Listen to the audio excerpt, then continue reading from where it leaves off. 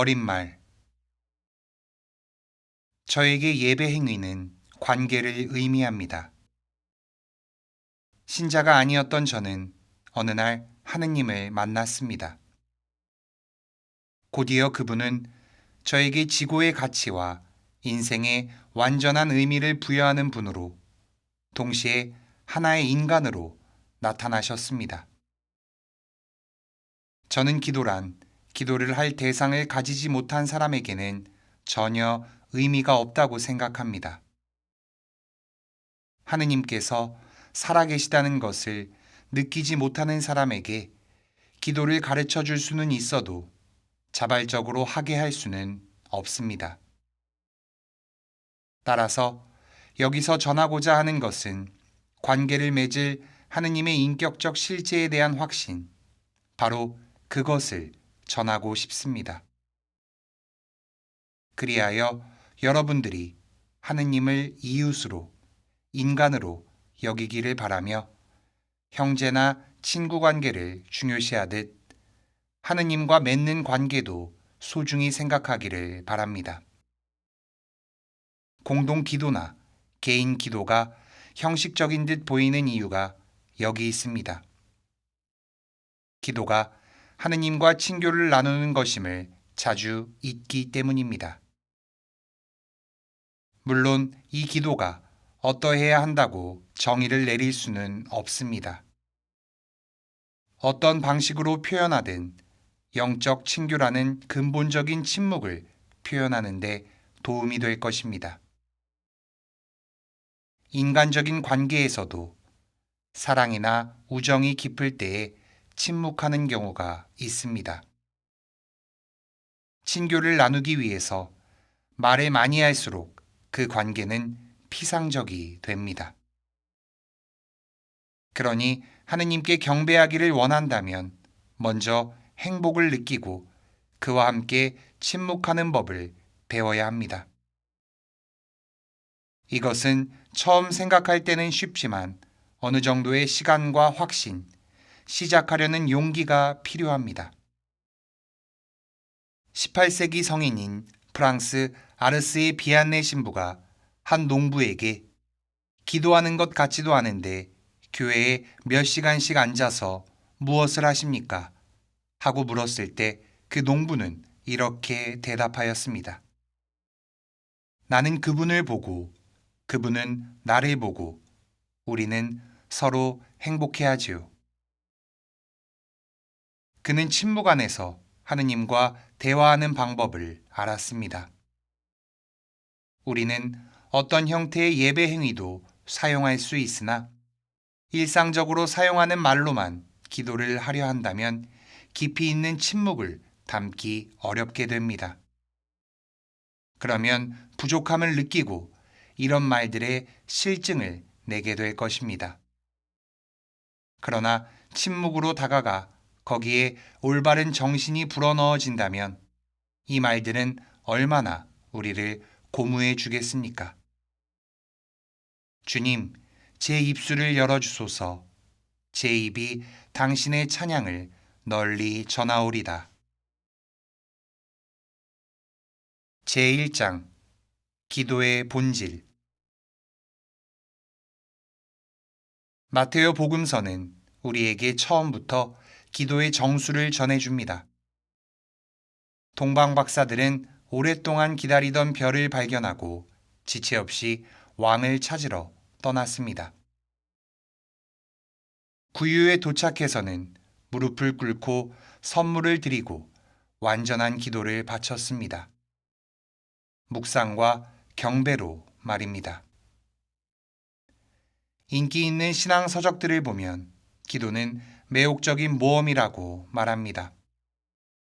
오십시오. 기도를 배웁시다. 기도는 재미있고 놀라움을 느끼게 하며 새로운 세계를 발견하게 해줍니다. 여러분은 기도를 통해서 하느님과 만나고 영적인 삶을 발견할 것입니다. 이와 같은 말을 흔히 볼 수 있습니다. 물론 어떤 의미에서는 사실입니다. 그러나 기도란 위험한 것이며 그러한 위험을 감수하지 않고는 그 안으로 들어갈 수 없습니다. 바오로 사도가 말하듯 살아계신 하느님의 손에 떨어지는 것은 무서운 일입니다. 그러므로 살아계신 하느님을 만나기 위해 떠나려는 것은 모험이며 하느님과 하는 모든 만남은 최후의 심판이기도 합니다. 성찰을 할 때든 기도를 할 때든 우리는 하느님의 현존 안에 들어갈 때마다 위험으로 가득 찬 일을 하는 것입니다. 성경의 말씀대로 하느님께서는 불꽃이시기 때문입니다. 성스러운 불꽃에 완전히 자신을 침잠시키고 타오르지만 결코 소멸되지 않는 광야에 불타는 떨기가 될 준비가 되어 있지 않다면 우리는 곧 타버리게 될 것입니다. 기도란 외부의 행위가 아니라 우리 내면에서 일어나는 행위이기 때문입니다. 하느님께 가까이 나아간다는 것은 주님의 아름다움과 우리 사이에 놓여 있는 거리를 발견하는 일입니다. 하지만 여기서 거리라는 말은 적절하지 않습니다. 하느님께서는 거룩하시고 우리는 죄가 많기에 거리가 생기지는 않기 때문입니다.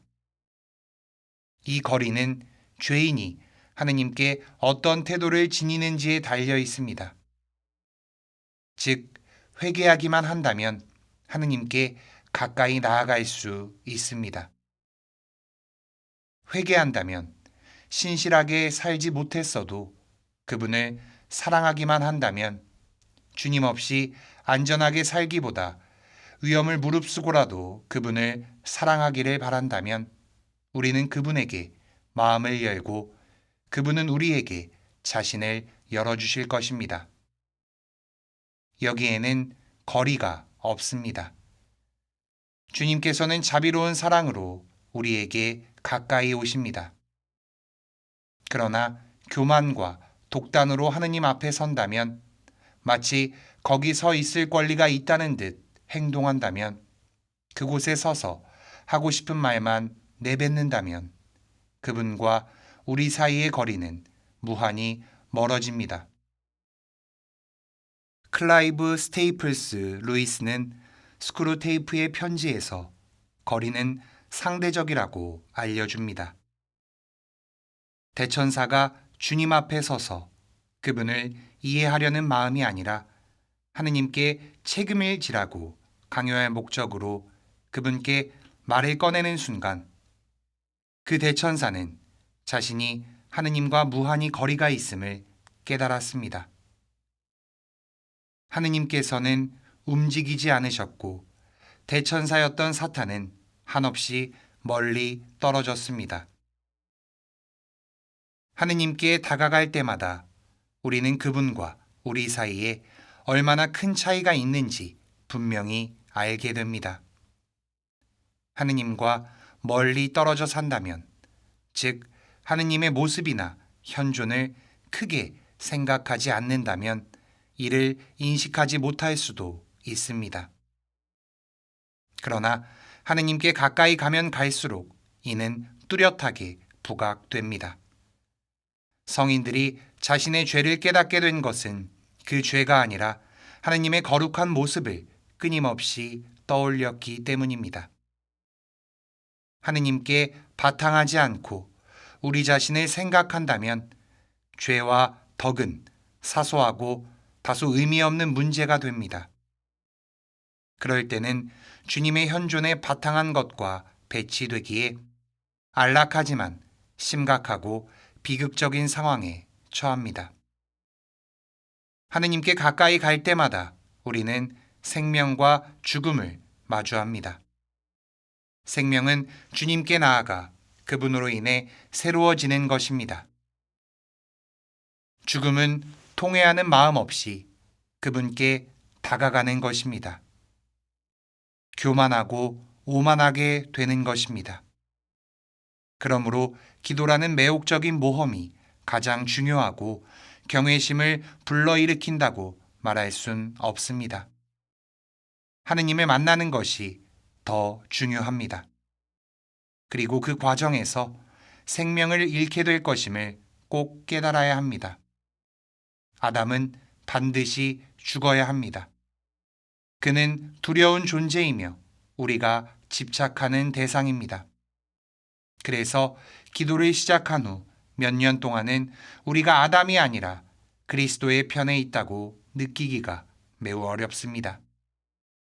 기도는 설렘이 아니라 새로운 책임감을 갖고 오는 모험입니다. 우리가 아는 바가 없다면 해야 할 것도 없을 테지만 뭐라도 알게 되면 그 즉시 아는 만큼 응답해야 합니다. 이는 선물일 수도 있지만 우리가 얻은 진리만큼 책임을 져야 함을 뜻하기도 합니다. 우리가 얻은 그 진리를 그냥 버려둬서는 안 되며 그것을 감안하여 행동해야 합니다. 기도의 모험에 접근하려면 두려움과 경배하는 마음, 극도의 존경심을 가지고 있어야 합니다. 그럴 때에야 기도라는 모험에 다가갈 수 있습니다. 안락 의자에 앉아서 이제 나는 하느님 앞에서 그분을 경배하는 행위를 하고 있어 라고 말하는 것만으로는 부족합니다. 실제 그리스도께서 앞에 계신다면 우리는 다르게 행동할 것입니다. 주님의 현존이 보일 때 행동하는 듯 주님이 보이지 않을 때에도 그렇게 행동해야 합니다. 이는 마음의 자세와 이것이 몸에 반영되는 것을 의미합니다. 만약 그리스도께서 육체뿐만 아니라 정신적으로도 완벽하게 우리 앞에 계신다면 우리는 경외심과 하느님에 대한 두려움, 그분을 경배하는 마음뿐만 아니라 공포감까지도 갖게 될 것입니다. 그러니 지금처럼 쉽게 행동해서는 안 됩니다. 현대에 와서 우리는 기도의 감각을 상실했고 육체적인 태도가 마음에서 부차적인 것이 되었습니다. 육체적인 태도 역시 중요한데도 말입니다. 우리는 육체에 거하는 영혼이 아니라 육체와 영혼으로 이루어진 인간임을 잊고 있습니다. 바오로 사도가 하느님께서 값을 치르고 여러분을 속량해 주셨습니다. 그러니 여러분의 몸으로 하느님을 영광스럽게 하십시오 하고 말하였지만 우리는 육체와 영혼으로 하느님을 찬양하도록 부르심 받았음을 잊었습니다. 기도는 다른 것에 자리를 내어주고 점점 밀려납니다. 그러면서도 우리는 하느님이 계시기를 바랍니다. 하느님이 없으면 생명이 없어서도 아니고 그분께서 최고의 가치라서도 아닙니다. 그저 하느님께서 주시는 크나큰 은총이 너무 좋고 그분과 함께하는 것이 너무 좋기 때문입니다. 이런 마음으로 하느님을 찾을 때 우리는 결코 그분을 만나지 못합니다. 이렇게 위험해 보임에도 불구하고 기도는 완전한 인간이 되기 위해 주님과 완전한 친교를 이루기 위해 할 수 있는 최선의 방법입니다. 기도는 베드로 사도가 말한 것처럼 하느님의 본성에 참여하는 가장 좋은 길입니다. 사랑과 우정은 우리가 이를 키우기 위해 많은 것을 희생할 마음이 없다면 자라지 않습니다. 이와 같이 우리는 주님께 첫째 자리를 드리기 위해 많은 것을 내려놓을 준비가 되어 있어야만 합니다. 내 마음을 다하고, 내 목숨을 다하고, 내 힘을 다하고, 내 정신을 다하여 주 너의 하느님을 사랑하라. 이 말은 매우 간단한 계명 같으나 보기보다는 훨씬 많은 것을 내포하고 있습니다. 누구나 마음을 다해 누군가를 사랑해 본 적이 있을 것입니다. 그때 사랑하는 사람을 만나지 않고 단지 그를 생각하는 것만으로도 기쁨을 느낍니다. 그 기쁨은 우리에게 위안을 줍니다. 이와 같은 방법으로 하느님을 사랑하려 노력해야 하며 그분의 이름을 입에 올릴 때마다 우리 마음과 영혼이 무한한 온기로 채워져야 합니다. 언제나 우리 마음에 주님이 계셔야 합니다.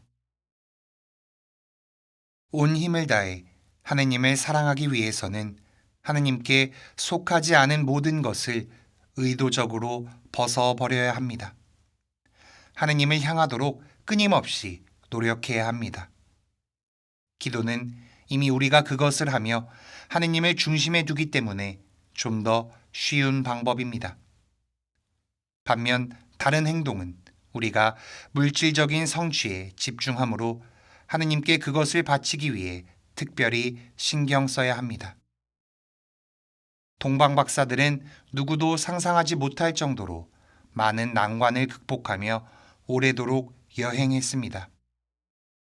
우리도 각자 그들처럼 여행합니다.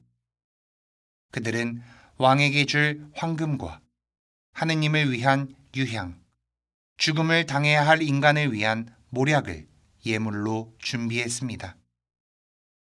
그런데 주님께 빚진 우리가 어디서 황금과 유향, 모략을 얻을 수 있을까요?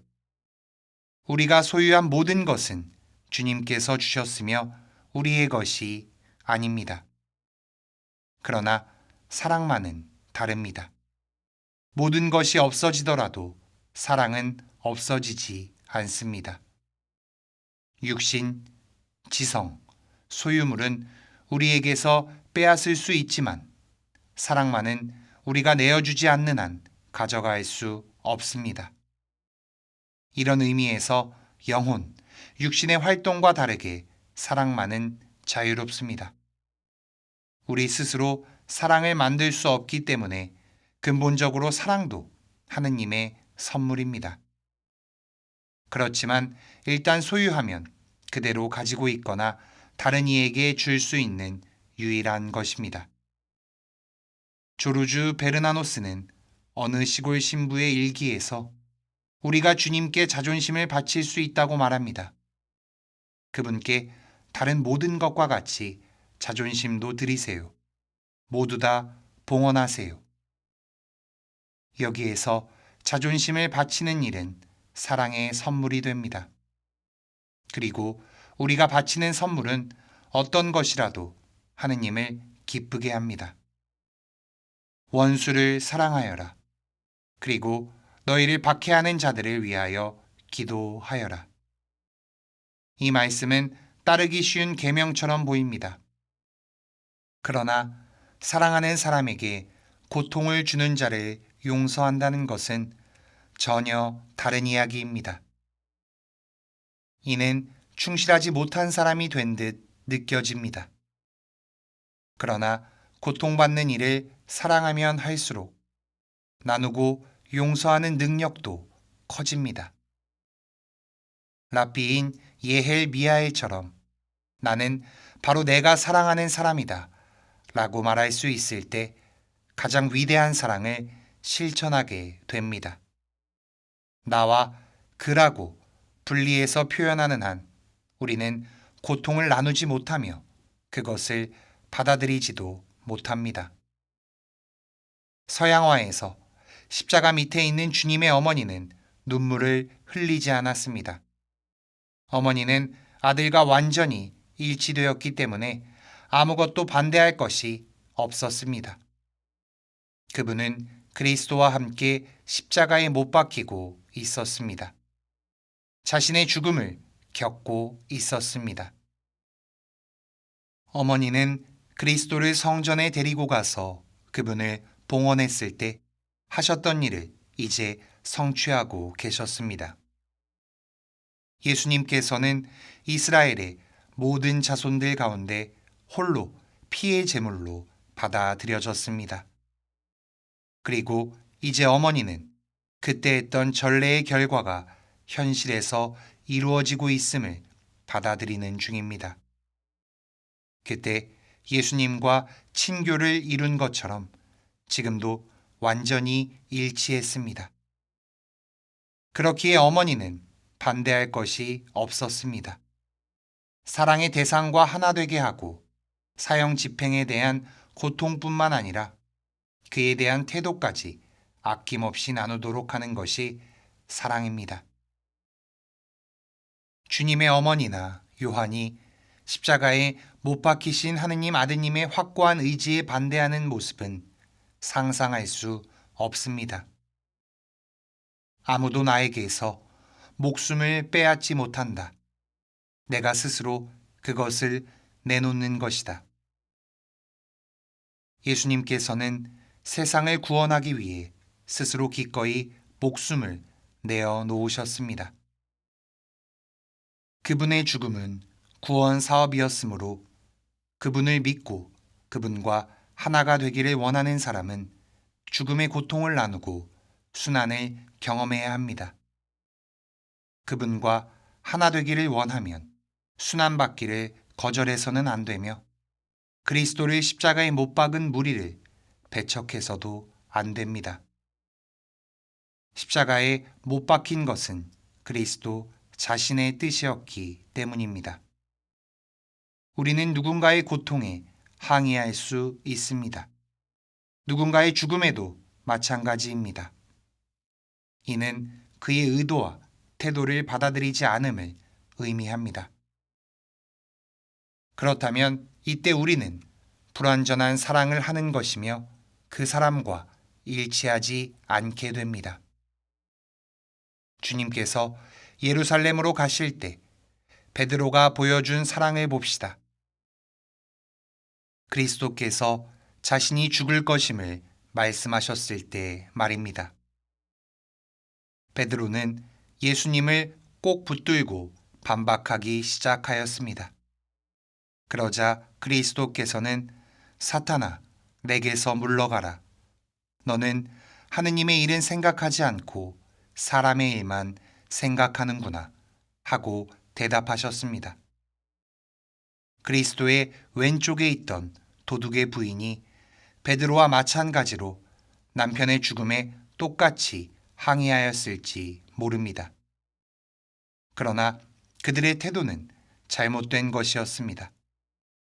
예수님과 함께 십자가에 못 박히고 순환받고 죽는다는 사실을 나누는 것은 그분과 똑같이 이를 받아들이는 것입니다.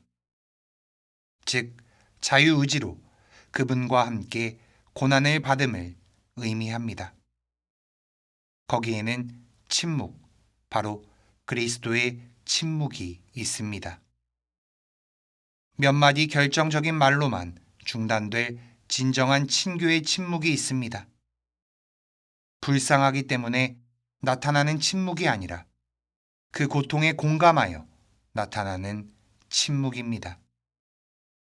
이 침묵은 다른 이와 완전한 하나가 되어 더 이상 하나와 다른 하나가 아닌 하나의 삶과 하나의 죽음이 존재하도록 해줍니다.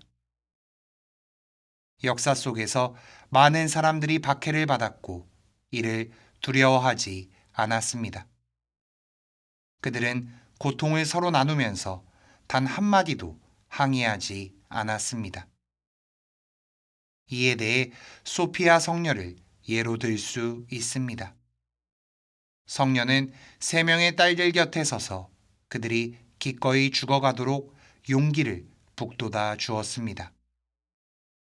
또한 서로 도와주며 결코 고통을 거부하지 않았던 많은 순교자들도 있었습니다. 순교 정신이 나타난 몇 가지 예가 있습니다. 첫 번째는 순교의 기본적 태도가 보여주는 고통과 불의에 결코 굴하지 않는 사랑의 정신이 나타난 예입니다. 러시아 혁명 당시 투옥되었다가 건강이 악화되어 풀려나게 된 젊은 신부가 있었습니다. 그 신부는 당신에게 남은 것이 뭐냐는 질문을 받았을 때 이렇게 대답했습니다. 내게 남은 것이라곤 아무것도 없습니다. 모두 타 버렸지요. 그러나 사랑만은 남아 있습니다. 이는 그 신부가 지닌 올바른 정신을 보여줍니다. 그리고 그와 비극을 나누고자 한다면 그가 지닌 변함없는 사랑도 나눠야만 함을 알려줍니다. 두 번째는 부엔발트 강제 수용소에서 돌아온 사람의 이야기입니다. 그는 자신이 겪은 고통보다 그토록 잔인했던 불쌍한 독일 청년들에 대한 걱정이 더 크다고 하였습니다. 그들의 영혼을 생각하면 평화를 찾을 수 없다고 말입니다. 그는 자신에 대한 것도 4년간 그의 주위에서 고통받고 죽어간 사람들도 생각하지 않았습니다.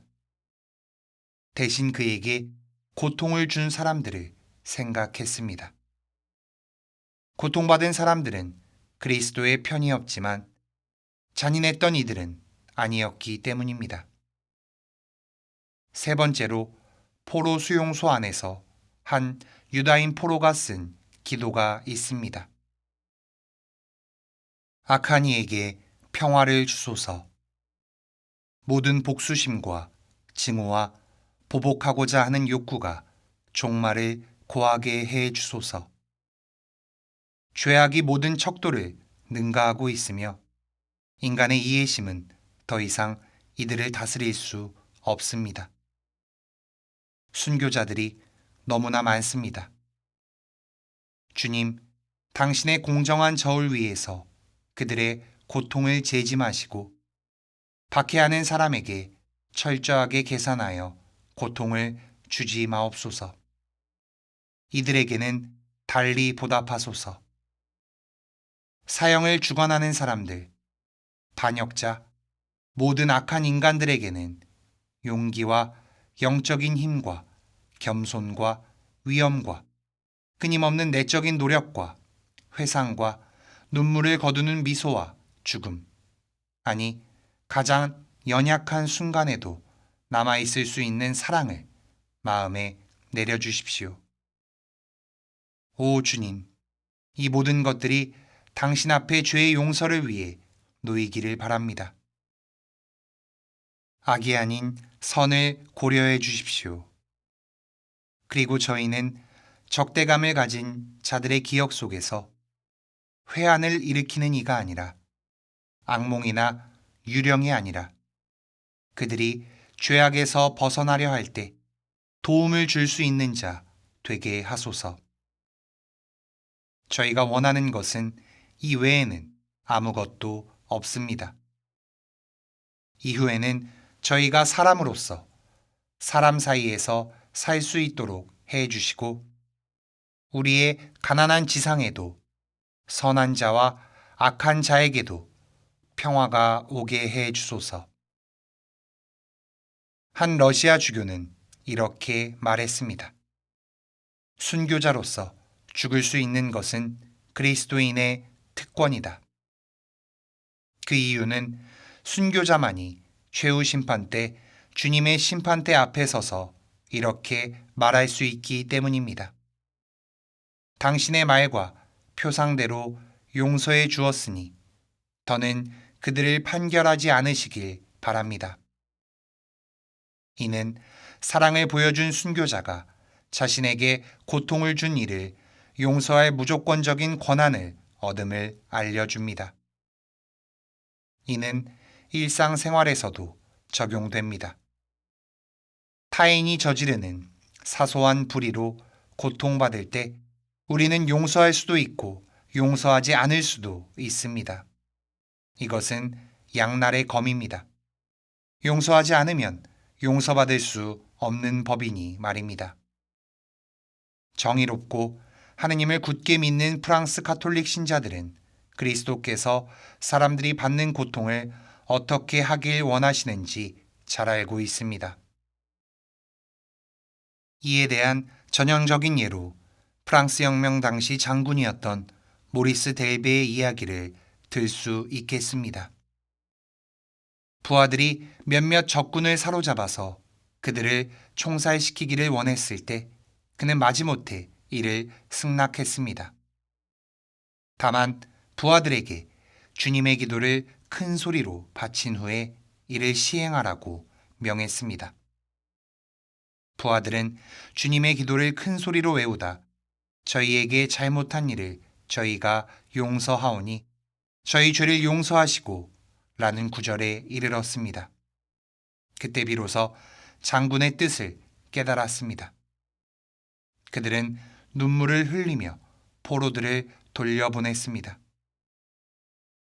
프랑스 작가이자 예수의 소속인 장 다니엘루는 거룩한 이교도라는 책에서 이렇게 말했습니다. 고통은 의인과 죄인을 연결시켜준다. 고통을 참는 사람은 의인이고 고통을 주는 이는 죄인이다. 만약 이런 연결고리가 없다면 이들은 의인과 죄인으로 따로 떨어져서 결코 만날 수 없는 영원한 평행선 위에 머무를 것이다. 그러한 경우 의인에게는 죄인에게 영향을 줄 방법이 없다. 만나지 않는 것을 바꿀 수는 없기 때문이다.